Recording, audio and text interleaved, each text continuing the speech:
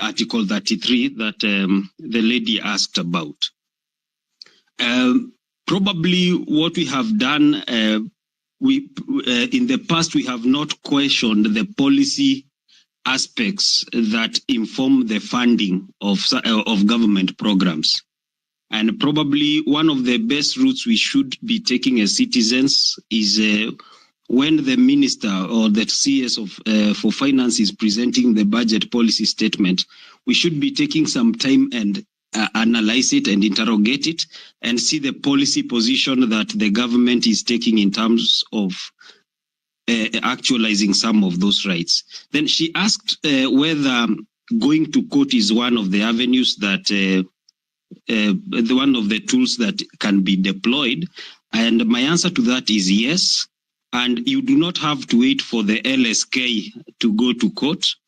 You yourself as a citizen can go to court. In fact, most lawyers here will tell you that they are willing to represent you pro bono. They want to go to court but they lack a petitioner. So someone like you can offer yourself to be a petitioner.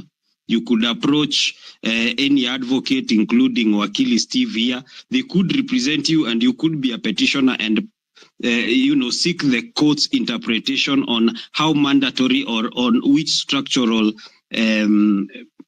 elements the government needs to put in place to actualize that particular right. Then there was a gentleman who mentioned something about the Traffic Act. I think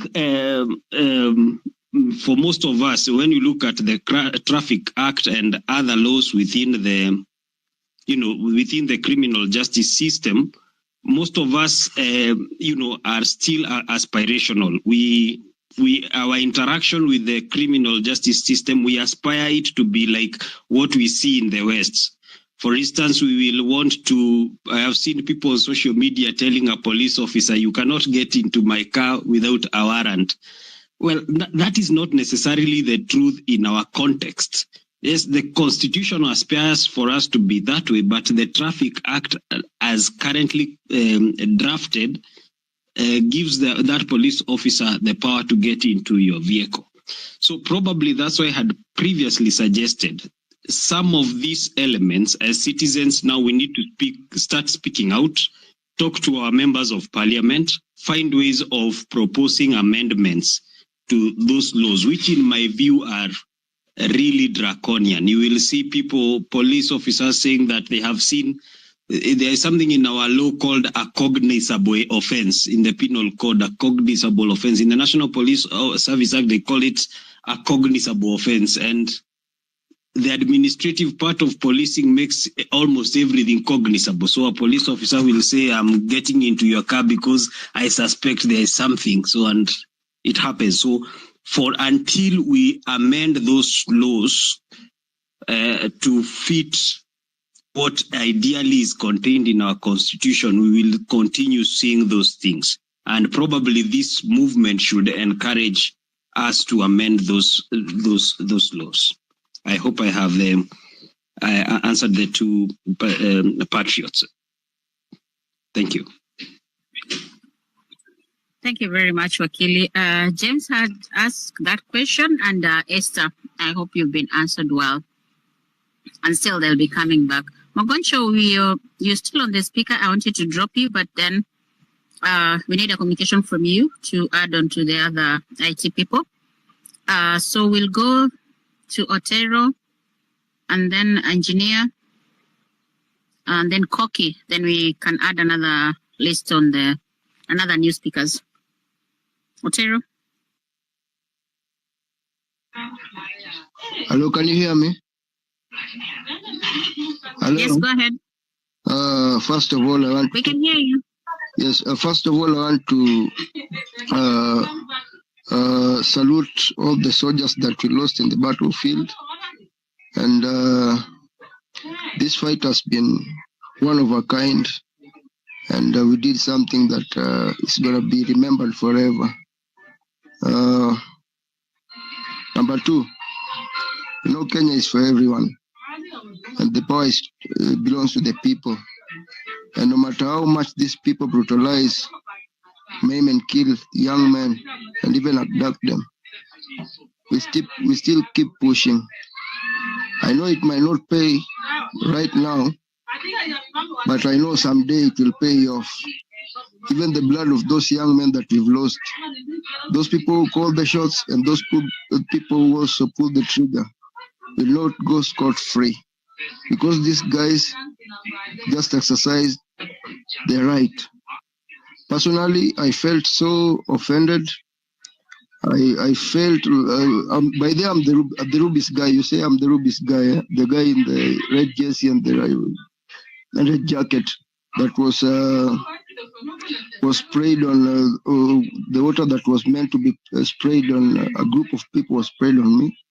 And in the event, I happened to lose my phone and even some money on me. And since then, I've been stayed away for some while. I felt so bad whenever I saw ladies being shoved to and fro. They get groped by the police, and as if nothing happened. These ladies only have their gadgets and all. They did nothing wrong, and we condemn such acts. I'd even prefer if they want to do these things, they also assign female cops to deal with the girls.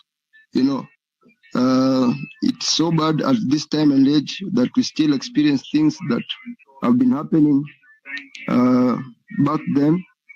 And I still heard you guys.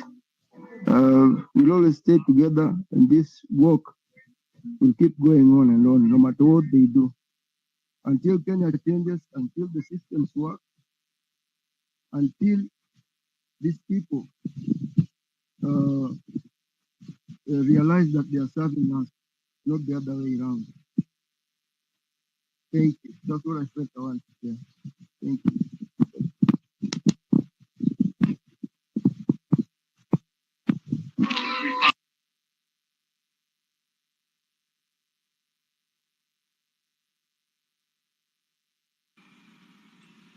Thank you so much, Otero. Koki? Koki, you can go ahead. Hi. Hi everyone. Thank you. I don't know, Be Real, for giving me a chance to speak. It's been a long week, a really, really long week. I'm going to touch on several things, but I feel like all of them are going to be under the umbrella of what I would like to call enabling, not even that, what I would like to call using the praxis concept. So I just want to go online just so that I can read for you a definition of that praxis concept, so that I give you the best definition from a behavioral science point of view. So it's the act of practicing something, an art, a science, or skill, as you do it, It's the process by which a theory, lesson, or skill is enacted, embodied, realized, applied, or put into practice. And it's just draws from the word practice, but the concept is, and this is just to first of all dispel all these quell all these conversations about people need to, just relax with the mandamano. They need to, let. Last Friday, I used AI to help me write an essay. It literally saved me hours, and I aced it. Wow, I have one due this week. Which one are you using? Quillbot. It's literally made my writing sound 10 times better. I use it for everything now. I'm looking it up. They have a bunch of different tools, but I use their free paraphraser a lot. You just drop your thoughts into the text box, and it instantly makes things more concise and essay ready. That's pretty. Rise as we embody and enact, like theory becomes practice. And in doing that requires a lot of us to create environments where we enable ideas and discourse, where we allow for ideas to thrive. And I know right now that is a thing under attack. That freedom of speech, that freedom of basically everything. And you can't say it's not going to happen to me. I think that has been a really huge problem with our society, where, and you can't blame yourself for being in an abusive situation, and for not knowing what you didn't know, The more awake you are, the more aware you're going to be about every next step that you need to make that is better. And I want to encourage everyone to focus on the personal, like you and what you are bringing to this table you are creating as you go. What are you bringing to the table, and what is the impact that you're making? And that impact can be so diverse. It can be in the ideas you're giving. It can be in, I was seeing on the news lately, I have been seeing Kasamuel, and I was like, I remembered watching him back years, because my sister used to do that debaters contest. And I remember watching him, and I was like that flashback came back, and I was like, everyone needs to do what they need to do. Like, you can talk. You can sing. You can dance for freedom. Please, by all means, go ahead and dance. But the point is to try and look at the positive and the glass half full, which is so hard right now. Like, but we need to try and do that. I want to speak, like, I'm going to split what I wanted to say, but I wanted to start by that, like, grounding, and also to talk about two tweets that I have written that are very important. And the first one is with regards to a ruling by the Supreme Court. I think AO had me speaking about this, and maybe Afrocentric. I don't know whether there was other people. I think it was their space. And we are in a situation where the money in the economy has been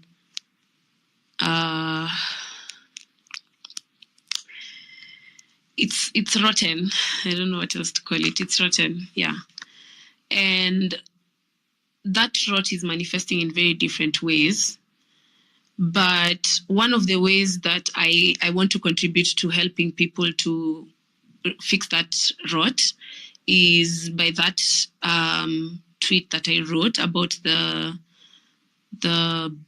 ruling by the Supreme Court for this case that has been going on since 2008.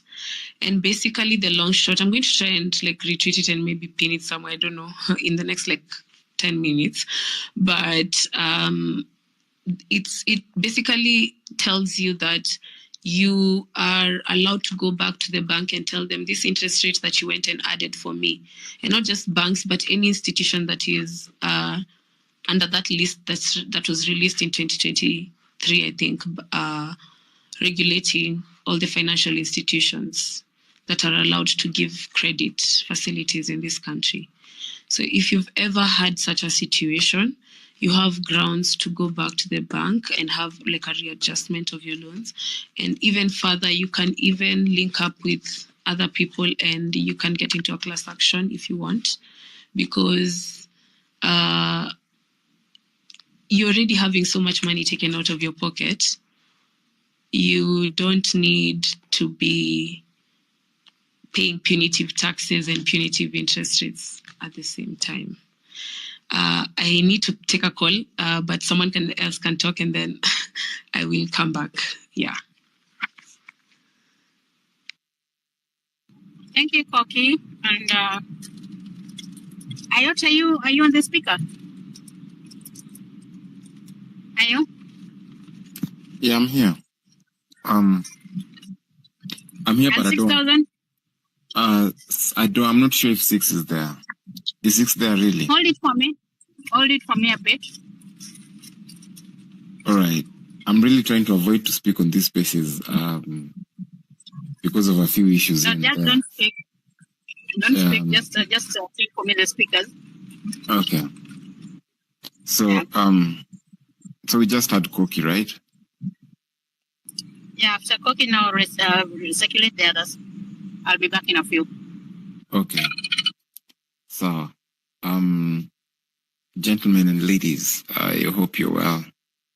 I'm going to start from Africa. Africa, are you there? Africa Watch. Yes. Your mic hot. I'm there. Yes, please speak to us. Okay, just a very quick one. In terms of some of the issues that we have been looking at, good evening once again. I really liked the bit of the discussion that we had, especially with the legal experts that were here a few minutes ago on the platform, led by the former president of the Law Society of Kenya, Akili Steve, and the rest. And I really appreciate the fact that when what we are doing is basically led by information, there is no such a power like the power of having the right information. Because I think that plays a very big role in ordering our steps, such that as much as we push for what we are pushing for, we try also to ensure that we do not behave like the way everybody else is behaving. As we correct the mess, we try to correct it in a much decent way, basically informed by the right information that we have. Because I think for some time, I just wanted us to look at the aspects of issues to do with future appointments. And I realized that looking at the ethical issues, actually, most of the problems that we have, I realize they are much of an ethical issue than sometimes even the law. Just as Wakili Deuri said, sometimes it's in most cases because we have gotten the wrong men and women in place, not because they didn't have the right education. As you can see, some of the elite members of the society who have got an advantage of having the best education, but minus ethics, you find that there isn't much that they're able to do. And I just wanted us to have an example of the UK, a close study of the UK government, because that is one of the developed nations. And I've seen when you go online, you find most of us have been very much excited by the fact that they have elected, I think, like around 11 or 13 young people who are below the age of 30. But of course, that is not so much of news, because in every election in the UK, there are always such category in terms of the age brackets. But what I want us to have to borrow a leaf from is the kind of ministers they're calling the cabinet secretaries in the UK. And I'll also relate it with a few people who held the same dockets here, and though they did have a speciality in terms of the academic background in those particular areas, but they still delivered. Like, for instance, we remember this lady called Charity Ngilu. There's a time she served as the Minister of Health, and that is the time when we had a lot of improvement. Charity Ngilu was not a medical doctor, but she was able to deliver, because the cabinet secretaries, in most cases, what they deal with are policy issues, to be able to push policy issues, because under their dockets, you find in every ministry, they are technocrats who will deal with the professional issues pertaining to the specifics in terms of speciality in those areas. But as long as they are women and men of integrity, sometimes it's not much about education, or rather what they have specialized. Like now, just a brief look at the current UK cabinet, which has just been formed a few days ago. You find, for instance, the current Minister of Health, Mr. West Thierry, is actually somebody who specialized in history. And I know in our Kenyan setting, somebody would be wondering, what would a historian be doing at Afi House? But you find that still their systems work, because this guy is there to be able to push policy issues. And because they have embraced the right ethical values, and they believe that their presence there is not because they are the best, that is because they have been given a honor to be able to serve. They are able to discharge their services and to make a very big difference. So in relation to that, what I would want us to do, if it's possible, I encourage most of us who are involved in this particular movement of trying to push for changes, that at least as these discussions go on, we should not miss any information. Let's get the right information, so that even when we are acting when we are informed. Like, for example, I remember sometimes there are people who are saying, let the president dissolve the parliament. But of course, when we look at our 2010 constitution, of course, we know the president does not have the powers to be able to dissolve that particular parliament, because currently, as it is, the parliament has an independent, it's independent in terms of its calendar. And when we get this information, which becomes power, when we act on it and we push things, you find that things would be able to work. So is it possible in these discussions to identify some of the main issues so that at least we can push issue by issue by issue, so that at the end of the day, sometimes we sit back and we take stock and say, so far, what have we succeeded in? Okay? So by so doing, at least I believe that we can be able to achieve much than sometimes just applying some sort of blanket force in a way that we are not systematic, and then people begin to lose that synergy. Of course, we know that there are people who came in because of certain interests, because I believe the other week of 24th, that is from 18th to 24th, there was a lot of synergy. But of course, there are people who also came in because they were looking for certain things. And once they have gotten whatever they were looking for, some people will fall back because they have achieved what they wanted. Because when you talk to people in the streets, you find some people coming with different aims. So let's be organized.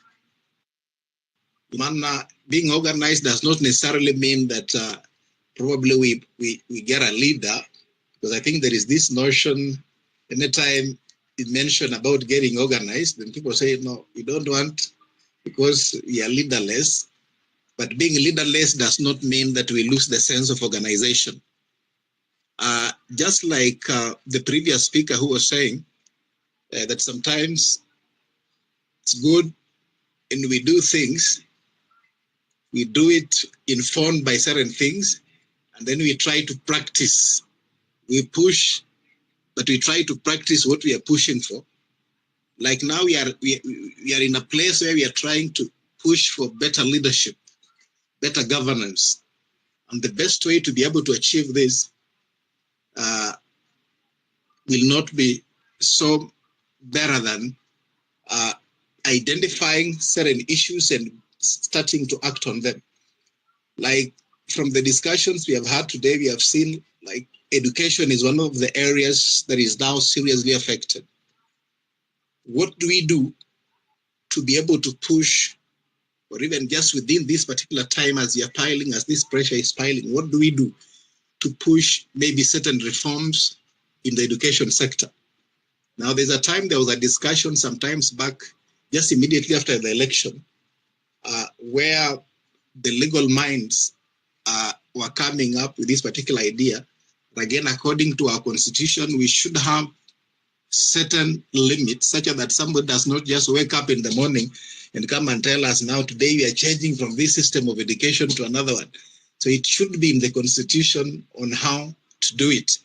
Because education-wise, the failures that we have, the CBC, we are here because probably within the constitution, there wasn't particular articles that protect the education system such that we say probably if we need to change the system, we subject it to a referendum, because this is something that affects so many people. And I'll repeat this question that I'd asked sometimes earlier. Ask yourself, why is it that in Kenya, we have got so many international schools which are thriving? And these international schools have students from well-to-do families. Most of these students come from homes where we have got these people who are representing us, these people who are making decisions at higher level of government. Why hasn't they taken a step of subjecting these children to the CBC that now they have brought to us to be able to dilute our education system? I don't know if there's somebody is seeing that kind of mischief, the way basically I look at it. So is there something that we can do to be able to resolve the issue around education? Because I think if we resolve it, even this issue of bursaries, like I've had people going to the constituency development fund offices, governors' offices, and trying to plead, to beg, If that can be fixed, we wouldn't even need that kind of a thing, because the child will leave the house and go to school without complicated demands at the end of the day. And that money probably can be directed to the schools directly, so that every child is able to access education. So what do we do? Is there something that we can do at the moment? Because the more we wait, especially like on the education issue, the more things are getting complicated. So can we find a way of crafting our ideas based on the issues that we are trying to push for, so that in case in future could be tomorrow, it could be in the next few hours, if there is a situation or other setup where probably these things can be presented and can be pushed, then we'll say we have got this document and these are the things that we need to be done at the end of the day. I think when we do that, we are likely to achieve much more than just, spending all this time discussing, and we don't have anything in place in terms of a strategy, in terms of a plan, in terms of the issues that are very crucial that would want to push and be able to say, let's begin with this number 2, 3, 4, 5, so that at the end of the day, we are able to succeed. Otherwise, I want to encourage us to continue the spirit. Let's continue to engage, to learn more, to get to understand even our constitution. I'm really happy with the way people are interrogating the constitution. People, basically, most of the local people are beginning to master it, to understand.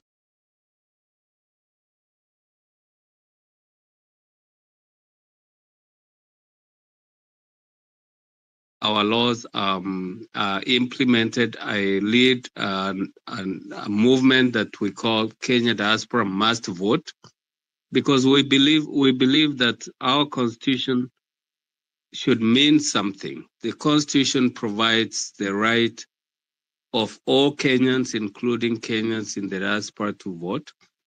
But for some reason, for the past 10 years or so, IBC has managed to skirt around that, and we still don't get what we think is reasonable representation. And I associate fully with the comments of Dr.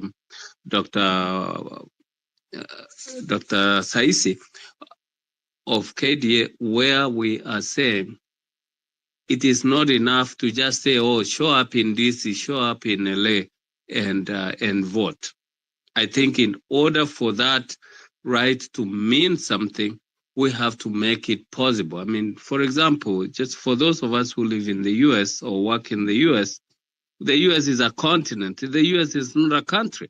So how can you say that you have located one polling station in DC and another one in LA and another one in New York? How are the people in Iowa and Minnesota or Texas going to vote? It's just silly to. That just makes a mockery of what the law says. But my final thing about this is, I'm glad that we are having this conversation. This is a conversation that we've had for many, many years, but no one has listened to us. And Dr. Saisi makes a wonderful point. The law is clear.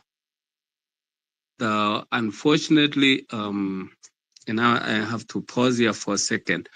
The judge that made the decision that we have a problem with is the late Justice Majanja. I disagreed with it. I think KDA disagreed with it. But the thing that all Kenyans need to pay attention to is how important the Kenyans who live abroad are to the nation, to the economy. And when we don't obey our own laws, then we create a situation where it's really anarchy.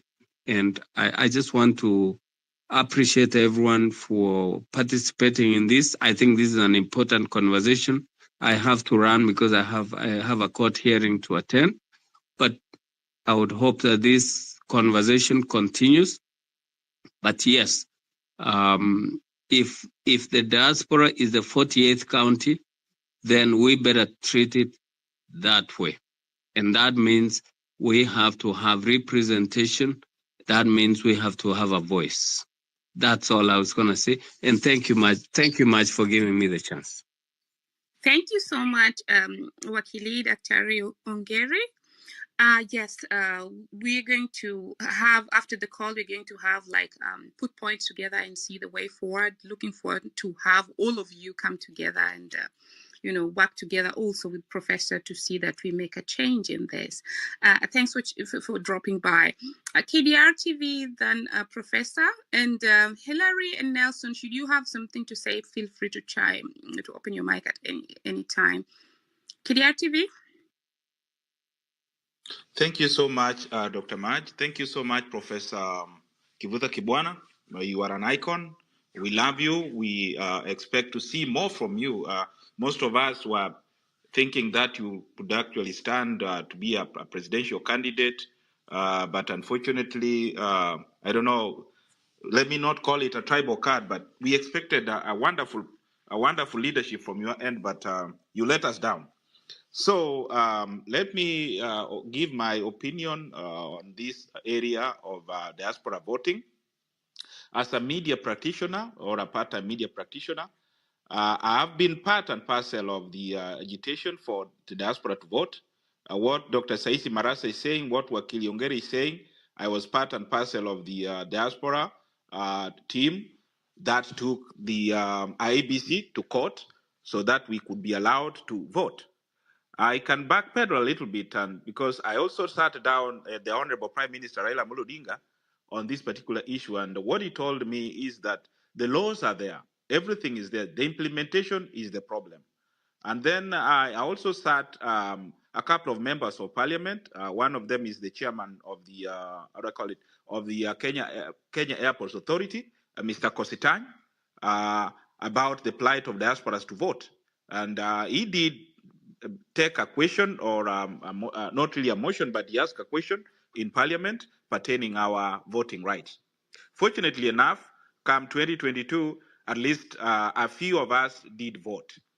But unfortunately, we were disenfranchised because most of us could not manage to travel all the way, especially from me. I'm in Chicago right now. People from Minnesota, you taking a ticket just to go and cast a vote and come back. You are a family of 5 or with your friends. It was not really possible. Wonderful people did manage even to hire a vehicle. They they had to drive for a day and a half, and then a day and a half coming back to their village. To their cities. They did manage to vote. But I've heard Professor Kivuta Kibwana talking about us having like churches or areas where can be treated as a voting center or booth. We did a wonderful pilot project last year whereby the One Voice Consortium spoke or arranged with the diaspora Ministry of Diaspora affairs, or whatever they call it. It's a little bit difficult for me to tag the two together, but they call it the PS for, the, how do I call it? The Department of Diaspora Affairs. We did a wonderful pilot project whereby at least 12 cities in America managed to bring the immigration officials to come to their cities. And one of my city, my city was part of it. Iowa was part of it. Texas was part of it. Seattle, Georgia, so many cities. Florida, where even very few Kenyans are, did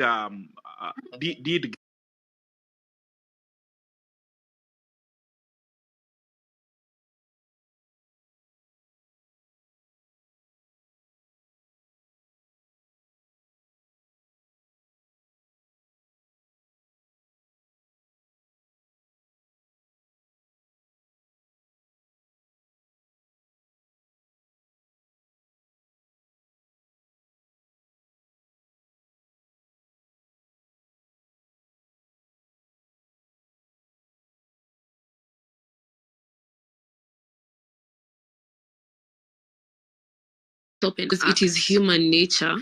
We can make changes. We can try and craft